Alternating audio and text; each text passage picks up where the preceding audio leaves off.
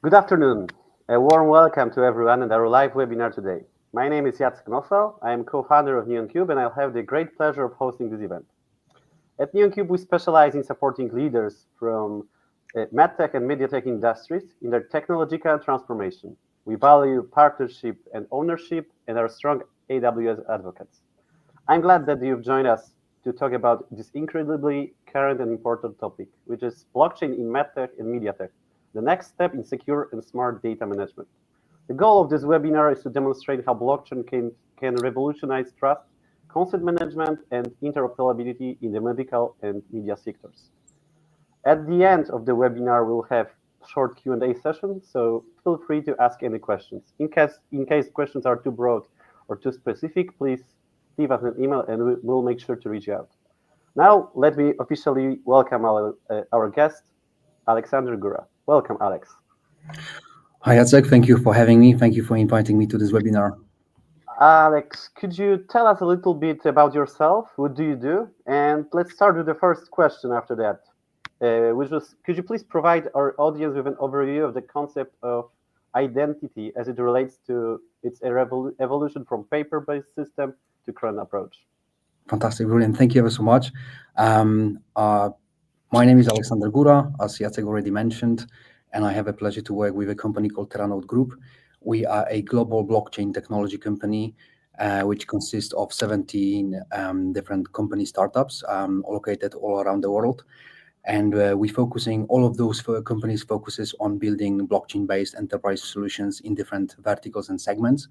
I have a pleasure myself to lead identity and digital trust domain, where we build together with our customers solutions that sits on the intersection of risk management, of compliance, of security, electronic signatures, and digital identity.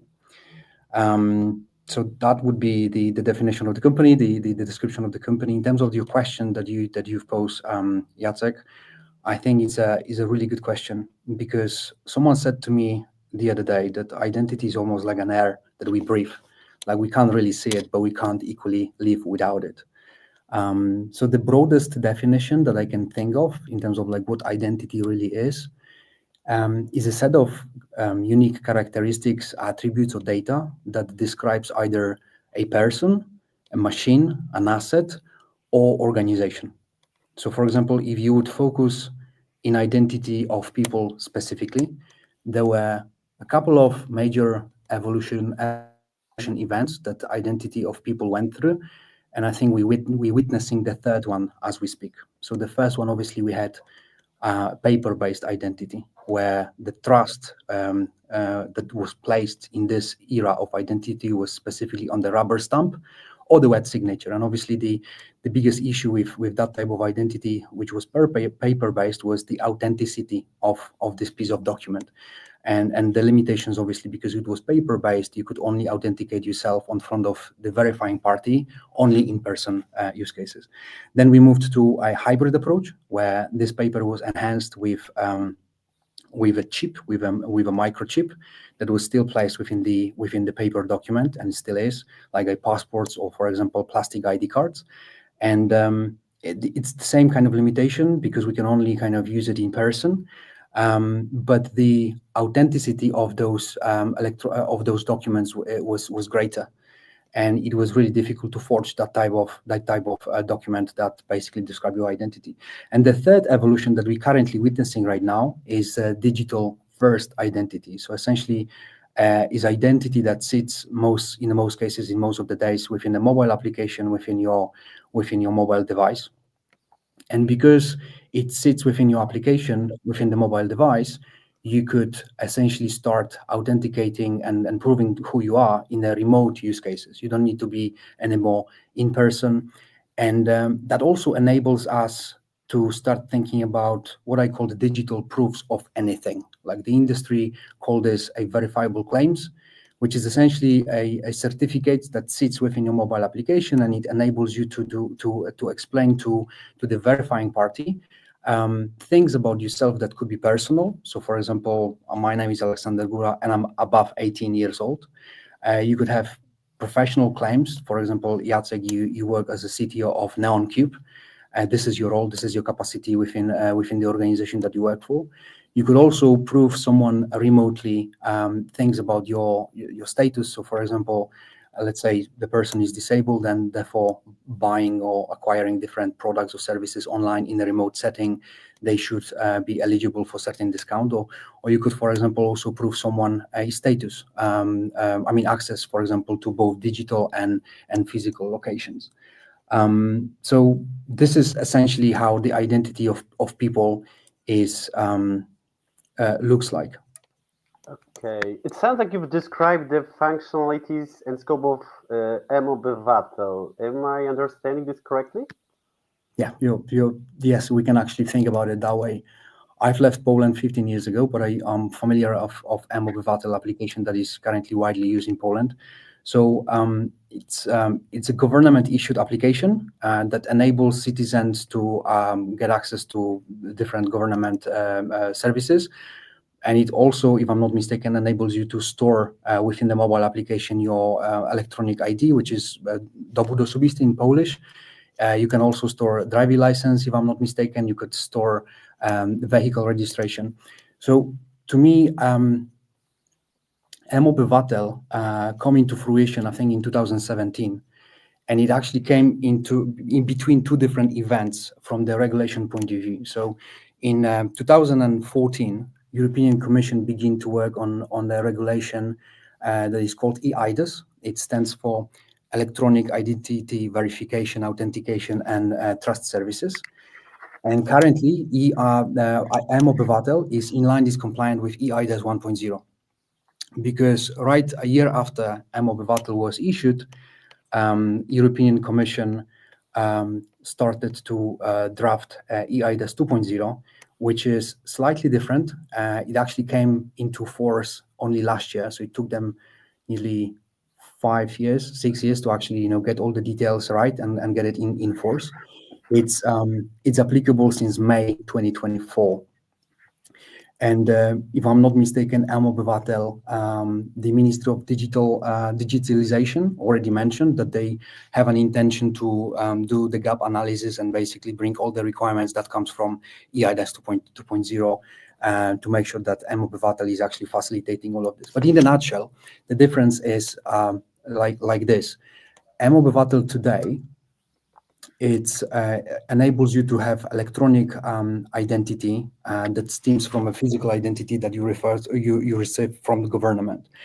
And for example, if you have a driving license or if you have electronic ID, when you share this with the external verifier, what you share is the whole document. You don't have ability to, for example, do the selective disclosure of fields that are part of your identity document. And also, it's a very centralized system as of today, unless they will basically make all the changes that are required by the regulation. And in eIDAS 2.0, we have a concept of three different actors. You've got the issuing party, you've got the holder or subject. So this is an entity that basically owns certain credentials, and then you've got a verifying party. So to make it more palatable, I would say the issuer, for example, is a university, and I'm the holder. I graduated from certain university, and then the verifier would be, let's say, NeonCube, and I'm applying for the job in the NeonCube. Under the eIDAS regulation, what's going to happen? University will issue my document of graduation.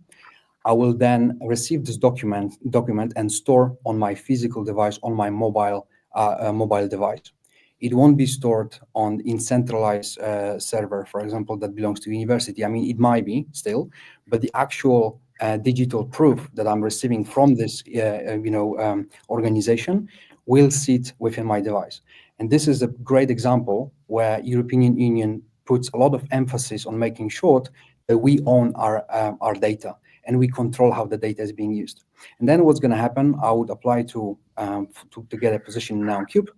You would like to verify whether I actually graduated from certain university, and then I would present this information from my mobile device to you. You don't have, under the eIDAS 2.0, a need to go back to the issuer. You could essentially go to a trusted registry, and you could check who issued this document, so you can check whether this document is authentic without speaking to university. And you could also check if I own this document, if it's in fact actually sits on my device. And that creates I think, remarkable user privacy and user control paradigm, where it's very intimate relation between the owner of the data and then the verifier of the data. Because previously, how that would look like, every single time the verifier needs to check the authenticity of the data, that would hit the endpoint of the central kind of authority, the governance, that would basically need to confirm, and that is breaking the user privacy. Okay, that's very interesting. But considering the development you have outlined, what specific impact do you foresee for the medtech industry, particularly with regard to data management and patient privacy, which is becoming more a more important topic nowadays with the AI adoption? And there is also a second part of this question: where does blockchain come into play in all of this? So in terms of eIDAS 2.0, I did mention that it came into force in May last year, 2024. What European Commission baked inside this regulation is also the fact that they see a version of a wallet that will need to be capable of holding all those digital proofs, all those identities. And this digital wallet will need to be offered by all the 27 member of states of European Union to their citizens by the end of 2026. So what's going to happen within the next, considering it's August almost right now, within the next 16 months, let's say, in every single European Union country, citizens will have an application that will be capable of holding all their ID, but also those verifiable claims, which might not be limited only to government documents. It might be something that goes beyond. It might be professional credentials. It might be anything related to, let's say, consents that we give as a patients. It might also hold the prescriptions and so on and so forth. We already know from the declaration of Ministry of Digitalization that this wallet that Polish government will offer by 2026 as a part of this interoperable digital wallet for their citizens will be mObywatel. So I think what's going to happen within the next 16 months, they will basically keep adding those functionalities to fulfill the requirements of eIDAS 2.0. And then at the same time, there is another regulation, which is European Health Data Space, which in parallel expects certain quality of privacy and user control when it comes to health data. So, for example, they expect cross-border access to patients' data. So I live on a daily basis in the UK. When I have any treatment in the UK and I'm having certain documents that basically is a proof of the treatment, I should, in theory, well, the UK might not be the best example because it recently, not recently, but it actually went out of the European Union. But if that would be between two different countries that are still part of the European Union, you should be able to transfer this information to the medical units, to the medical professionals, and you should be able to kind of demonstrate those patients' data, which gives you interoperability, which gives you audibility, which also gives you a granular kind of level of consent. And I think the biggest trend that I can see also within this regulation is that it demands to be able to say who, when, and to what type of data has access to, whether it's an entirely medical unit or it's, let's say, the medical professional. And I think this is phenomenal because as of now, I don't think we've got such a transparency, not only as a patients, but also as a citizens in terms of what's happening with our data. And as we know, the data has become a new oil in the event of AI, which basically AI is as good as the data that you can fuel the models with. I think being aware and being kind of conscious of how your data is being kind of managed, I think is really important. So when it comes to blockchain and how the blockchain gets into all of this, I tend to describe blockchain as it's just one way of describing it, but you could call it as a database with superpowers. Because traditional databases has certain characteristics. You could, write to the database. You could edit this database. You could remove things from the database. You could read from the database. Blockchain is a database that has only two out of those characteristics. You could only write to blockchain, and you could only read from it. You're not able to remove and modify any elements that went into it. It's just economically not feasible. And that, as a consequence, from the business perspective, it gives you data integrity and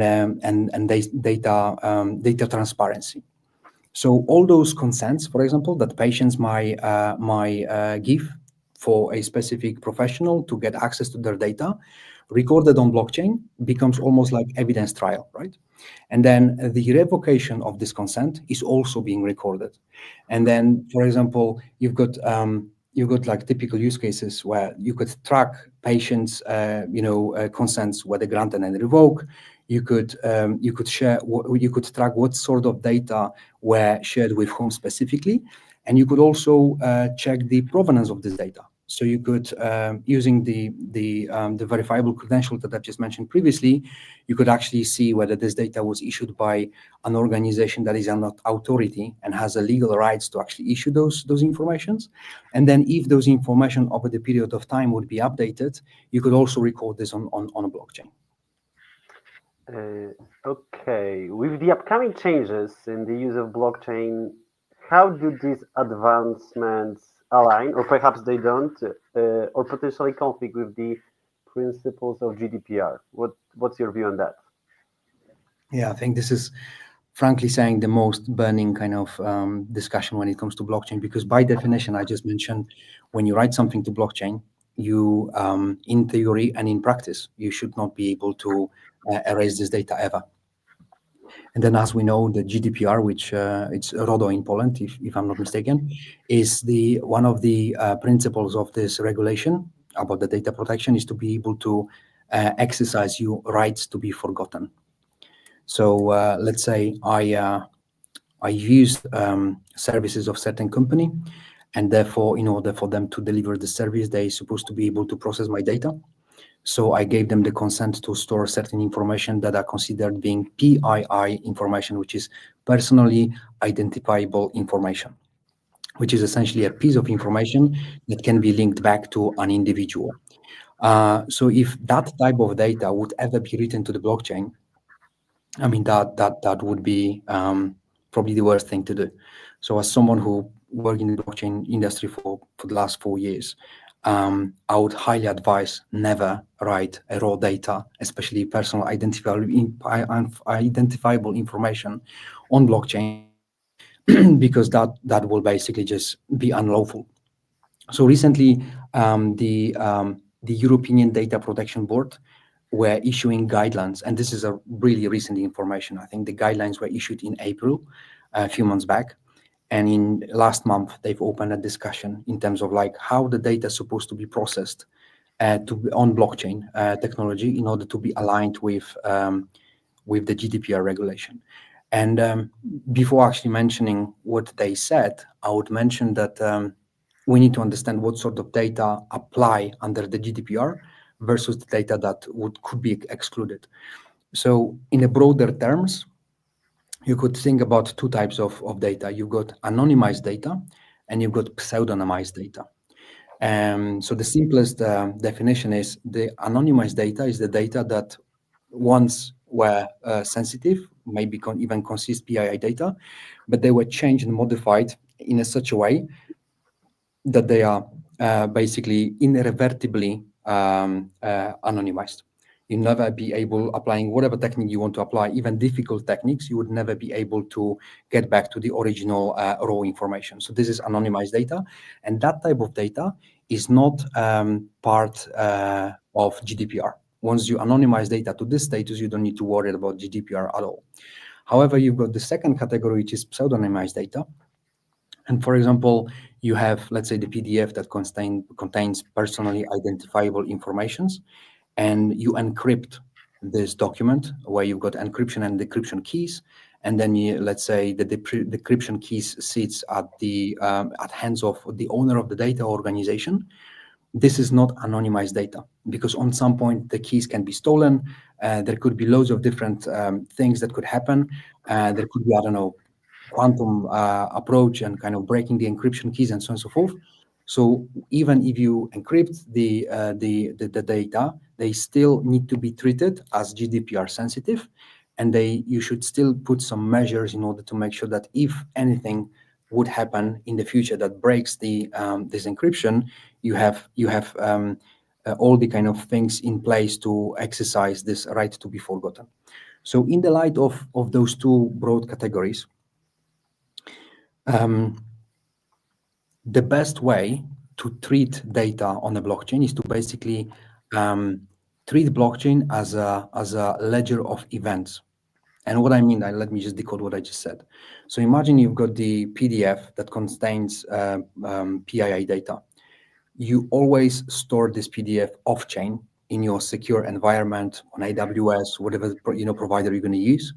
And then what you could use, you could basically use the method of hashing.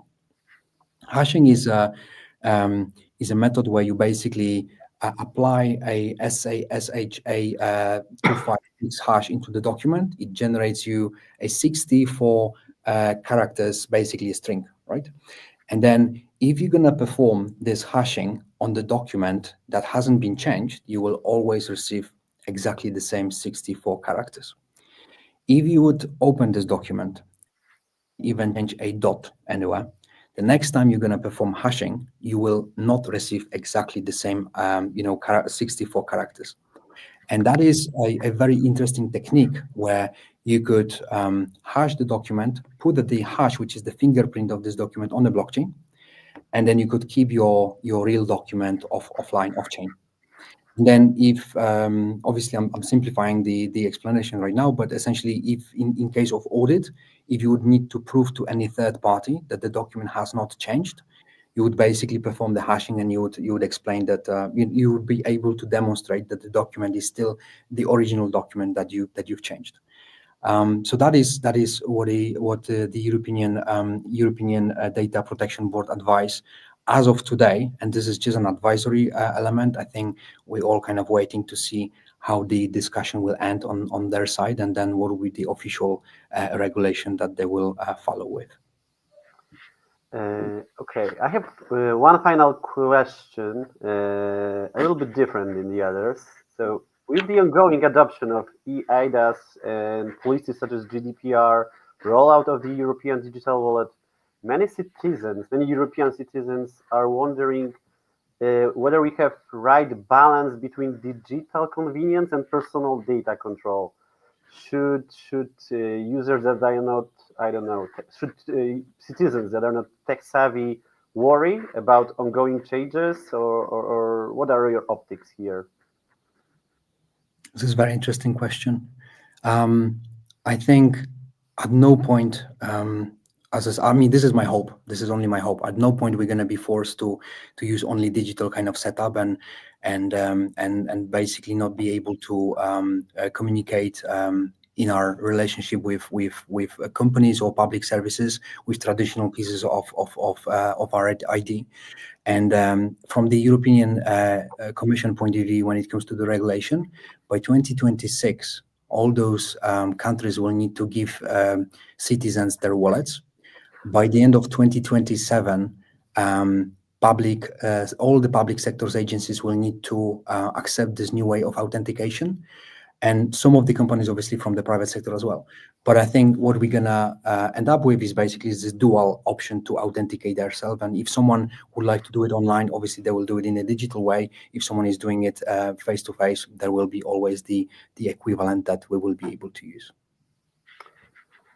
Okay, thank you, Alex. Thank you everyone for joining our webinar today. Really hope that taking your time off was meaningful, and you've had pleasure and learned something of us. If you found this session helpful, keep an eye on our website and social media for announcements about future webinars. And last but not least, I also like to thank my guest Alex Alex, thank you for having you and sharing your very interesting insights. You indeed have a skill of explaining difficult things in a very elegant way. So thank you so much. Thank you for having me. Uh, if you're looking to understand the risks, their cost, or potential solutions, feel free to reach us out after the webinar. And I would like to welcome you. I will also I also want to invite you to contact us in case you want to discuss this webinar or any technical things. Thank you all.